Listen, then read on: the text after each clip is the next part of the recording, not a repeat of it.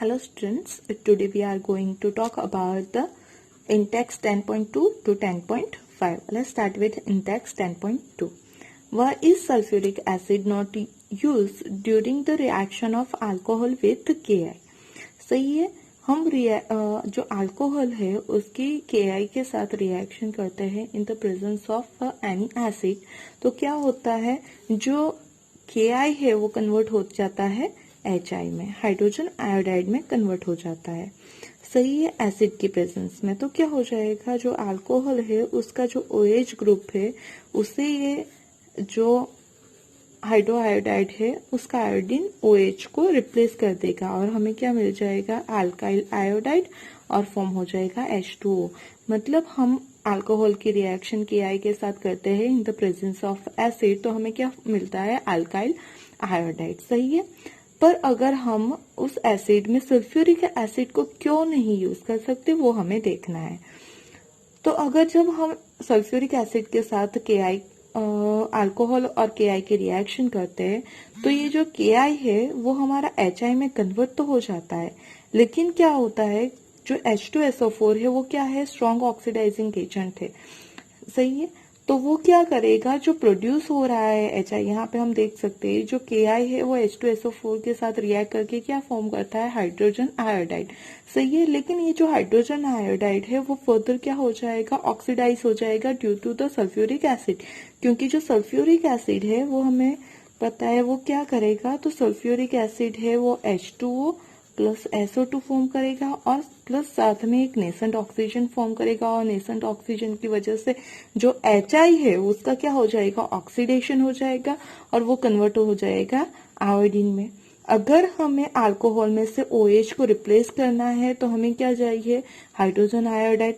लेकिन अगर हम सल्फ्यूरिक एसिड यूज करेंगे तो वो हाइड्रोजन आयोडाइड कन्वर्ट हो जाएगा I2 में, और I2 इतना कैपेबल नहीं है कि वो OH को रिप्लेस कर सके। सही है, इसलिए हम क्या करेंगे, तो हम H2SO4 को यूज कर सकते नहीं है, क्योंकि वो स्ट्रॉन्ग ऑक्सीडाइजिंग एजेंट है और वो हाइड्रोजन आयोडाइड का आयोडीन में कन्वर्जन कर देगा। सही है, तो उसकी जगह हम क्या करते हैं, तो हम उसकी जगह यूज कर सकते हैं ऐसा कोई नॉन ऑक्सीडाइजिंग एजेंट जो HI तो फॉर्म करके दे लेकिन उसका फर्दर ऑक्सीडेशन करके I2 में उसे कन्वर्ट ना करे, तो हम उसकी जगह ऑर्थो फॉस्फोरिक एसिड को यूज कर सकते हैं। सही है।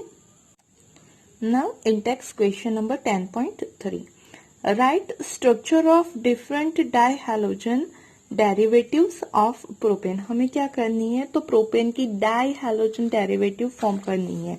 सही है, डाइहैलोजन डेरिवेटिव मतलब हमारी जो प्रोपेन है उसके अंदर 2 हैलोजन प्रेजेंट होने चाहिए। तो हम प्रोपेन मतलब हमारा क्या हो गया, 3 कार्बन।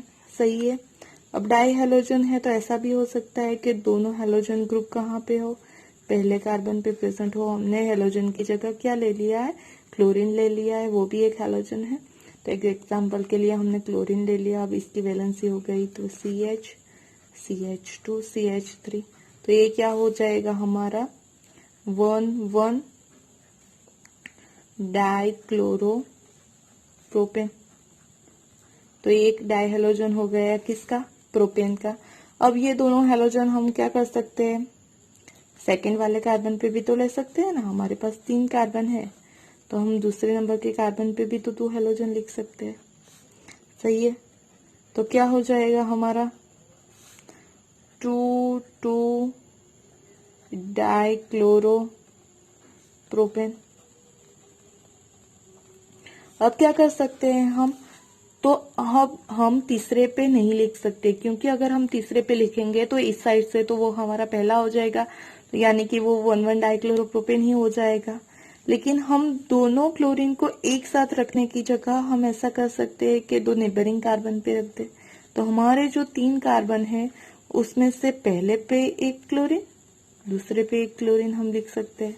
तो क्या हो जाएगा यहाँ पे CH2, CH, CH3, तो ये क्या हो गया हमारा 1,2 डाइक्लोरो प्रोपेन। सही है, ऐसे ही हम दो नेबरिंग की जगह दो टर्मिनल पे भी तो रख सकते हैं, तो क्या होगा 3 कार्बन, वहां पहले पे एक क्लोरीन, लास्ट पे एक क्लोरीन, यहाँ पे पहले फिर अब उसकी वैलेंसी सेटअप कर देते हैं। तो ये हो गया हमारा 1,3 डाइक्लोरो प्रोपेन। मतलब अगर हमें प्रोपेन की क्या करनी है, डाई हैलोजन डेरिवेटिव फॉर्म करनी है, तो हम 4 टाइप की फॉर्म कर सकते हैं, 1,1 डाइक्लोरोप्रोपेन, 2,2 डाइक्लोरोप्रोपेन, 1,2 डाइक्लोरोप्रोपेन और 1,3 डाइक्लोरोप्रोपेन। सही है। Now discuss in text 10.4. Among the isomeric alkanes of molecular formula C5H12, identify the one that on photochemical chlorination yields first a single monochloride, second 3 isomeric monochlorides and third 4 isomeric monochlorides. Right? हमें क्या discuss करना है कि हमारे पास एक Alcaine है जिसकी molecular formula क्या है C5H12। अगर हम उसका क्लोरीनेशन करते हैं, सही है, तो सिर्फ एक ही मोनोक्लोराइड डेरिवेटिव फॉर्म हो, ऐसा कौन सा आइसोमर, मतलब हमें क्या करना है, तो हमें ये C5H12 के आइसोमर आइडेंटिफाई करना है कि कौन सा आइसोमर इसका, जो C5H12 आल्केन है हमारा, उसका कौन सा आइसोमर सिर्फ एक ही मोनोक्लोराइड डेरिवेटिव देगा। हमें ये आइडेंटिफाई करना है दूसरे क्वेश्चन के, इसका कौन सा आइसोमर 3 आइसोमेरिक मोनोक्लोराइड देगा और इसका कौन सा आइसोमर 4 आइसोमेरिक मोनोक्लोराइड देगा। मतलब हमें क्लोरीनेशन करना है, वो सिर्फ कैसा करना है, मोनोक्लोरो डेरिवेशन करना है, सिर्फ उसमें एक ही क्लोरीन ऐड करना है। लेकिन C5H12 का कौन सा आइसोमर एक ही मोनोक्लोराइड देगा, कौन सा एक ही मोनोक्लोराइड, लेकिन इसके आइसोमर कितने पॉसिबल होने चाहिए 3। देखो हम बात करते हैं, उससे पहले हम ड्रॉ कर लेते हैं C5H12 के पॉसिबल आइसोमर्स। C5H12 है तो हम क्या करते हैं, उसका पहले नॉर्मल आइसोमर फॉर्म कर देते हैं। क्या है वो, CH3 CH2 CH2 CH2 CH3। सही है, उसे क्या बोलेंगे हम, नॉर्मल पेंटेन।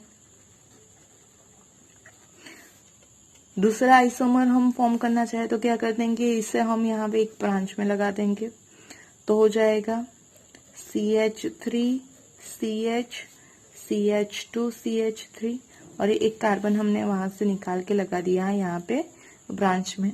तो ये हो गया हमारा 2 मिथाइल ब्यूटेन। सही है। अब हम और दूसरा एक कार्बन ब्रांच में लगा सकते हैं, तो क्या हो जाएगा हमारा CH3, यहाँ पे रह जाएगा CH3 एक ऊपर और एक नीचे CH3, टोटल 5 हो गए। इसे क्या बोलेंगे हम, 2,2 डाइमिथाइल प्रोपेन और नियोपेंटेन। सही है। चलो अब हमें ये आइडेंटिफाई करना है कि हमारा जो C5H12 है, मतलब ये पेंटेन था, उसके 3 आइसोमर पॉसिबल है। अब उसके और कोई आइसोमर्स पॉसिबल नहीं है, तो इस आइसोमर में से कौन सा आइसोमर उसका सिर्फ सिंगल मोनोक्लोराइड डेरिवेटिव देगा। मतलब अगर हम इन तीनों का क्लोरीनेशन करें और एक हाइड्रोजन को रिप्लेस करके हमें क्या करना है, क्लोरीन ऐड करना है, तो ऐसा कौन सा आइसोमर होगा जो सिर्फ एक ही डेरिवेटिव देगा। तो जब हमें बात करनी है तो हमें क्या, जो प्रोडक्ट फॉर्म होगी उसके कितने आइसोमर होंगे, वो किस पे डिपेंड करता है। तो जो हमारे पास ये हाइड्रोजन है वो कितने टाइप के हाइड्रोजन है। अगर सिर्फ एक टाइप का हाइड्रोजन है तो सिंगल आइसोमर फॉर्म करेगा, अगर 3 टाइप के हैं तो 3 आइसोमर फॉर्म करेंगे, अगर 4 टाइप के हाइड्रोजन डिफरेंट हाइड्रोजन होंगे तो वो 4 आइसोमर फॉर्म करेंगे। अगर यहाँ पे हम बात करें नॉर्मल पेंटेन में, तो ये कार्बन सेम हुआ। सही है, ए वाला कार्बन और ये कार्बन सेम हुआ, और ये मतलब यहाँ हमारे पास 3 डिफरेंट टाइप के क्या है, हाइड्रोजन है। तो वो क्या फॉर्म कर सकते हैं कि यहाँ से एक हाइड्रोजन रिप्लेस करके क्लोरीन आएगा तो कुछ डेरिवेटिव मिलेगी, यहाँ से हाइड्रोजन को रिप्लेस करेंगे और क्लोरीन ऐड करेंगे तो दूसरी डेरिवेटिव मिलेगी, यहाँ पे से हम हाइड्रोजन को रिप्लेस करेंगे और उसका क्लोरीनेशन करेंगे तो क्या एक और मिलेगा। मतलब यहाँ इसका अगर हम क्लोरीनेशन करें तो 3 डिफरेंट टाइप के आइसोमर फॉर्म हो सकते हैं। तो हमें अगर हमारा ये आंसर चाहिए तो हमें ये वाला यूज करना पड़ेगा। सही है। यहाँ क्या है, तो ये है वो एक अलग टाइप का हाइड्रोजन है, ये अलग टाइप का है, ये अलग टाइप का है और ये दोनों सेम टाइप के हैं। सही है। मतलब यहाँ पे हमारे पास डिफरेंट 4 टाइप के हाइड्रोजन है। अगर 4 डिफरेंट टाइप के हाइड्रोजन है तो हमारी जो डेरिवेटिव जो प्रोडक्ट फॉर्म होगी उसके आइसोमर्स भी कितने होंगे, 4 होंगे। सही है। यहाँ अगर नियोपेंटेन की बात करें तो ये हाइड्रोजन, ये हाइड्रोजन, ये हाइड्रोजन, ये हाइड्रोजन, ये चारों हाइड्रोजन का एनवायरमेंट क्या है, सेम है। मतलब ये चारों आइडेंटिकल हाइड्रोजन है। अगर आइडेंटिकल हाइड्रोजन है तो उसके हम अगर इन तीनों में से एक हाइड्रोजन को रिप्लेस करें और Cl लाए, यहां से किसी हाइड्रोजन को रिप्लेस करके Cl ऐड करें, किसी भी इन 12 में से किसी भी हाइड्रोजन को अगर हम रिप्लेस करके क्लोरीन ऐड करेंगे तो वो डेरिवेटिव क्या होगी, सेम होगी। मतलब नियोपेंटेन का हम क्लोरीनेशन करेंगे तो क्या होगा, सिर्फ एक ही डेरिवेटिव फॉर्म होगी। सही है, समझ में आ। मतलब हमने क्या कर लिया, तो हमने जो पेंटेन था C5H12 हमारे पास मॉलिक्यूलर फॉर्मूला, उसके डिफरेंट 3 आइसोमर फॉर्म कर लिए। पहला नॉर्मल पेंटेन है जिसमें 3 डिफरेंट टाइप के हाइड्रोजन है। दूसरा 2 मिथाइल ब्यूटेन है जिसमें 4 डिफरेंट टाइप के हाइड्रोजन है। और तीसरा हमारा नियोपेंटेन है जिसमें सिर्फ एक ही टाइप के हाइड्रोजन है। सही है। अब हम आ जाते हैं हमारे क्वेश्चन पे। पहला क्या है, अ सिंगल मोनोक्लोराइड। अगर हमें सिंगल मोनोक्लोराइड डेरिवेटिव चाहिए तो हमारा जो आइसोमर है उसके पास क्या होना चाहिए, ओनली 1 टाइप का हाइड्रोजन होना चाहिए। और इन तीनों में से नियोपेंटेन में ही सिर्फ एक टाइप का है, तो हमारा जो रिक्वायर्ड आइसोमर है वो क्या हो जाएगा, हमारा नियोपेंटेन। सही है। तो नियोपेंटेन क्या करेगा, हमारा सिंगल मोनोक्लोराइड डेरिवेटिव फॉर्म करेगा। ओके। सेकंड क्या है हमारा, 3 आइसोमेरिक मोनोक्लोराइड हमें चाहिए।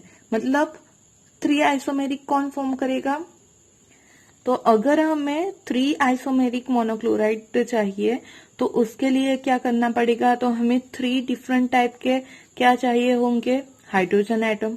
और ऐसा कौन सा आइसोमर है जिसमें 3 डिफरेंट टाइप के हाइड्रोजन है, तो वो हो गया हमारा नॉर्मल पेंटेन। सही है। यहाँ पे देख सकते हो 3 डिफरेंट टाइप के है, ये एक टाइप के हो गया, ये दूसरी टाइप का और ये तीसरी टाइप का। सही है। अब तीसरा क्वेश्चन क्या है, 4 आइसोमेरिक मोनोक्लोराइड। 4 आइसोमेरिक मोनोक्लोराइड मतलब हमारे पास क्या होने चाहिए, 4 डिफरेंट टाइप के आइसोमर। कौन सा बच गया हमारा, 2 मिथाइल ब्यूटेन जिसके पास ये 3 और ये 4 टाइप के डिफरेंट हाइड्रोजन। तो क्या लिख सकते हैं हम, to have 4 isomeric monochloride, the isomers of C5H12 must having 4 different type of hydrogen atom. Therefore, the isomer is 2-methyl butane. सही है, आया समझ में। अब देखते हैं index 10.5. Draw the structure of major monohalo products in each of the following reaction. सही है, हमें सिर्फ मेजर मोनोहैलो प्रोडक्ट लिखनी है। पहली है हमारे पास साइक्लोहेक्सेनॉल। सही है, उसकी हमें रिएक्शन करनी है। ये है हमारा SOCl2 मतलब थायोनाइल क्लोराइड। अगर हम किसी अल्कोहल की थायोनाइल क्लोराइड के साथ रिएक्शन करते हैं तो क्या होगा, यहाँ से एक ग्रुप रिप्लेस हो जाएगा और वहां पे वो हेलोजन आ जाएगा, कौन सा, क्लोरीन। तो हमारे पास हो जाएगा ये, यहाँ पे आ जाएगा क्लोरीन OH की जगह। अब क्या होगा, यहाँ पे फॉर्म हो जाएगा SO2 प्लस HCl। सही है, HCl। ये क्या हो गया हमारा, तो ये हो गया हमारा क्लोरो और ये हो गया साइक्लोहेक्सेन। सही है। यहाँ पे हमें प्रोडक्ट का नाम वैसे नहीं पूछा गया है तो आप ना लिखोगे तो चलेगा, लेकिन लिखोगे तो it's create a good impression. Okay, अब बात करते हैं हम सेकंड क्वेश्चन की। उसमें क्या दिया गया है, तो ये हमारा एक बेंजीन है, उसके एक जगह पे है नाइट्रो ग्रुप, और उसके अगर इसे फर्स्ट मान लिया तो ये फर्स्ट हो गया, ये सेकंड, ये थर्ड और फोर्थ, तो हमें दूसरा दिया गया 4 पे इथाइल, और इसे बोलते हैं नाइट्रोबेंजीन। उसका क्या करना है, हमें ब्रोमिनेशन करना है in the presence of sunlight, UV light. सही है, तो क्या होगा, अगर हम यूवी लाइट की प्रेजेंस में करते हैं तो फ्री रेडिकल होता है। यहाँ पे बात करें तो ये जो हमारा अल्केन है वो प्राइमरी वाला है, और ये कैसा है, सेकेंडरी है। तो जब भी हमें सेकेंडरी होगा तो उसका इजीली हम ब्रोमिनेशन कर सकते हैं।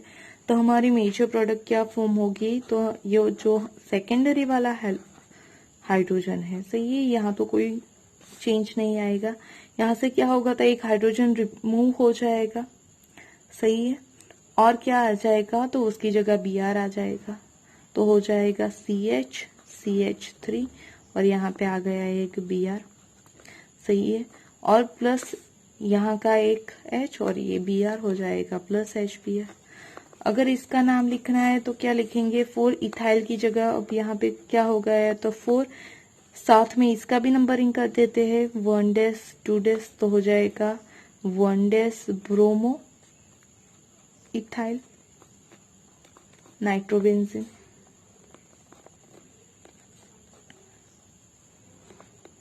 सही है, अब बात करते हैं हम तीसरे की। यहाँ पे क्या दिया गया है, तो ये एक बेंजीन, उसके एक पे है OH ग्रुप, और उसकी ए से ये OH को 1 मान ले, तो ये 2, ये 3 और 4, चौथे नंबर की पोजीशन पे ये पूरा ग्रुप है, इसे बोलेंगे हाइड्रोक्सी मिथाइल ग्रुप। तो 4 हाइड्रोक्सी फिनॉल हो गया। उसकी HCl के साथ रिएक्शन करनी है, यहाँ हमारे पास 2 है, एक ये OH है और एक फिनॉल वाला OH है, लेकिन फिनॉल का OH रिप्लेस करना थोड़ा सा टफ होता है, तो इसीलिए कौन सा रिप्लेस हो जाएगा, ये अल्काइल वाला, अल्कोहल वाला। तो यहाँ OH की जगह क्या आ जाएगा, Cl। तो हमारी प्रोडक्ट बन जाएगी, ये जो OH है बेंजीन के साथ अटैच, फिनॉल वाला वो वैसा का वैसा रहेगा, और यहाँ हो जाएगा CH2Cl, सही है, प्लस यहाँ का हाइड्रोजन है ये OH मिला के हो गया H2O। इसका नाम क्या हो जाएगा, तो फोर्थ पे क्या हो गया, हाइड्रोक्सी मिथाइल की जगह हो गया 4 क्लोरोमिथाइल फिनॉल। सही है, आई बात समझ में। अब आगे बात करते हैं, यहाँ पे क्या है हमारे पास, तो 1 ऊपर मिथाइल है, और ये हो गया हमारा साइक्लोहेक्सीन।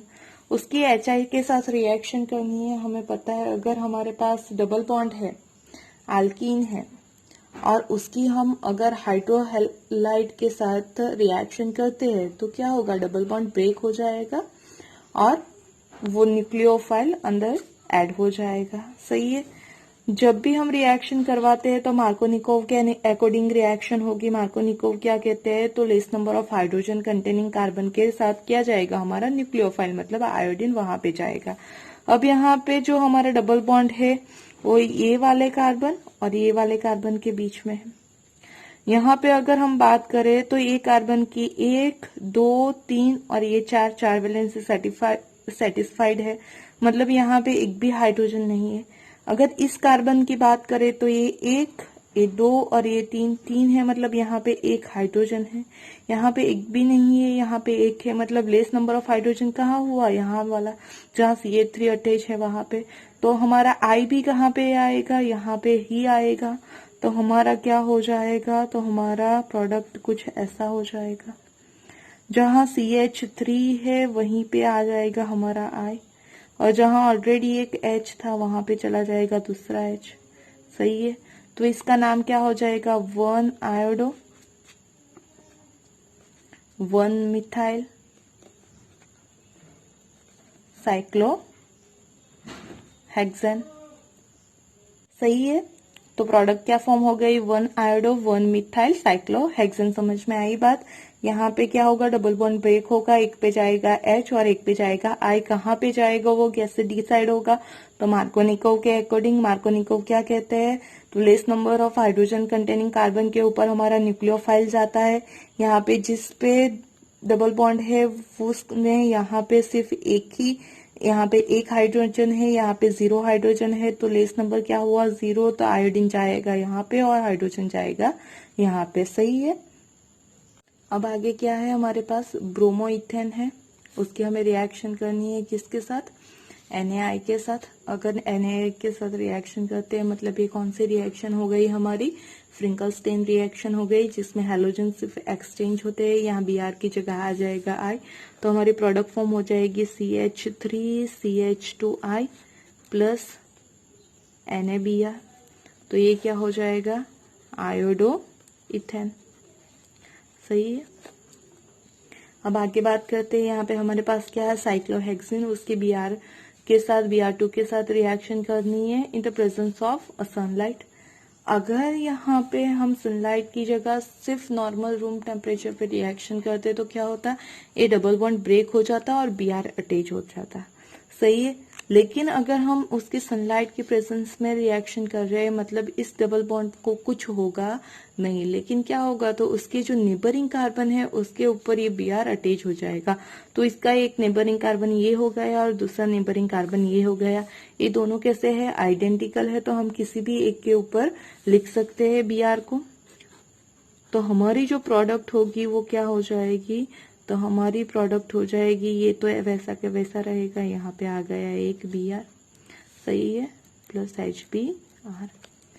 तो इसे नंबर 1 देंगे, 2 3 4 5 6, तो हमारी प्रोडक्ट क्या होगी, 3 ब्रोमो,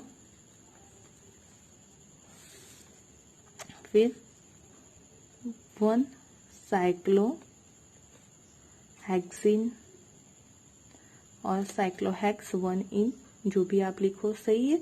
आई बात समझ में, होप यू अंडरस्टैंड। अगर किसी भी क्वेश्चन में कोई भी क्वेरी हो तो आप मुझे कमेंट में लिख के बता सकते हो। सही है।